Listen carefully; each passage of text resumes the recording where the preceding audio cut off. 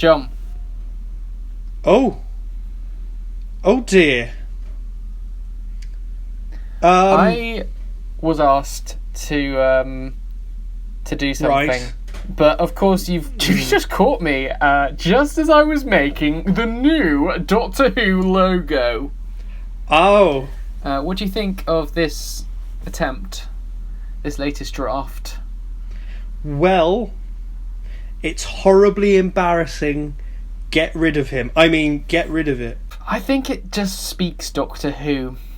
I don't know. I tell you what, I'll give you something. I like the font. Thanks. That's the best thing about it. I really like the font.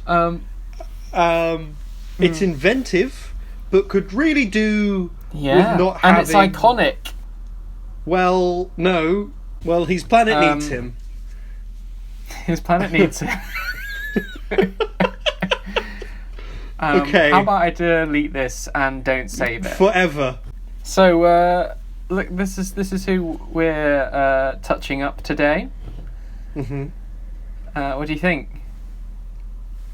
I think it looks like the Doctor. Do you remember Doctor Who? Yeah. It doesn't really need anything, does it? No, it's kind of perfect. Yeah, alright, let's get rid of this then, because it's done. But how about this? Because this is Christopher Eccleston as he looks, give or take a few years. Right now. Oh, I see. Right. And he needs to come back. He needs to come back, Jon. For the 60th anniversary, the BBC Press Department have asked me to put together an image so that I can pitch it to Chris Chibnall, because Chris Chibnall will inevitably be there for the 60th, to say, look, it's Chris. We can't not have him, because guess what? It's been, 20 years, and he's still the Doctor. It just needs some subtle image manipulation. And I mean subtle. So let's get to work. Filter. Oh dear. Liquify. Oh dear. So, direct me, Jon. Well, I don't think you need to go near his face. Let's be honest. That's the hard thing, because just look at that man's face. That man is the Doctor. He's the hero. I don't know. He looks a bit too happy there for me compared to how he portrayed the Ninth Doctor. Do you think? Yeah, and I'm sorry about the honking outside. I think there's some protesters. They're not happy with what I've been doing. Maybe we should turn that slight smile upside down a while. You know, like you sometimes see documentaries about fish at the bottom of the ocean. Yeah. That were never intended to be seen by the human mind. Mm-hmm. Yeah. There's a bit of that going on.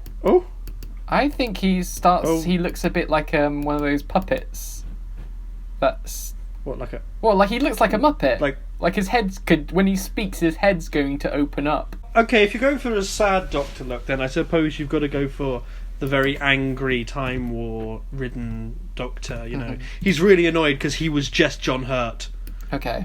So bring the back of those eyebrows up and then the front of them down. Yeah.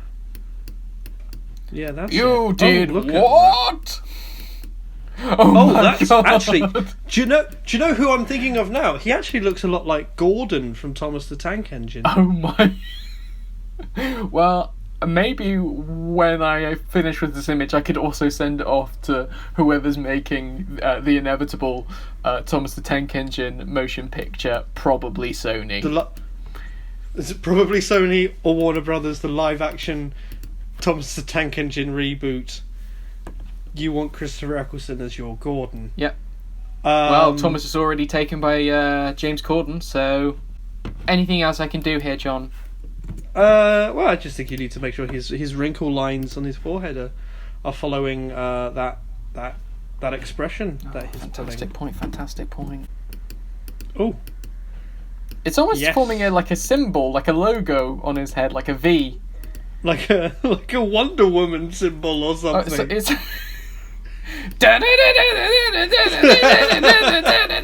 What happens if we get rid of the ear flap? Does it actually look appealing in a way that we never really considered? I can make his ears really small. It's like it's pasted to the side of his head. That's fine. Mm-hmm. Nice. Anything with his nose? His nose, I also think should be maybe a little smaller, maybe a little sharp. Make his nose sharp. Ooh. Ooh, look at that. Yes. Rose, you're gonna burn. Now that is a man, let's be honest, that is a man who would scare the Daleks. This is the only Doctor that you really felt that the Daleks were afraid of. Yeah, absolutely. What if his head was a little bit smaller? I like your thinking, John. I want people leaning in on this image. Yeah, going, you could lean into the screen, because this is going to be a 4D experience, the 60th anniversary. So you really want to, like, people to just kind of be leaning in, going, "Oh, is that Chris?" And not being quite yes. sure because they're not close enough. Yeah, no, absolutely. Oh, what's interesting? That's nice. That is. That looks really interesting. That's a very interesting look he's got going on there. How does it feel to be fixing your favourite Doctor like this? I think I've always been a bit upset seeing Christopher Eccleston age, as all humans do, and looking a little bit less like the Ninth Doctor as I remember him and love him each year goes by. But looking at this image, it fills me with hope. Okay, I think it's time to commit changes, Billy. Okay, are you sure? It didn't even ask that time. It's just let it happen. Let's fill that sky in. I mean, I know I don't usually use anything other than the liquefy tool, but I feel like I owe it to Chris here. There we go. That's very nice. Smashing, as the Doctor would say. Fantastic. Rose.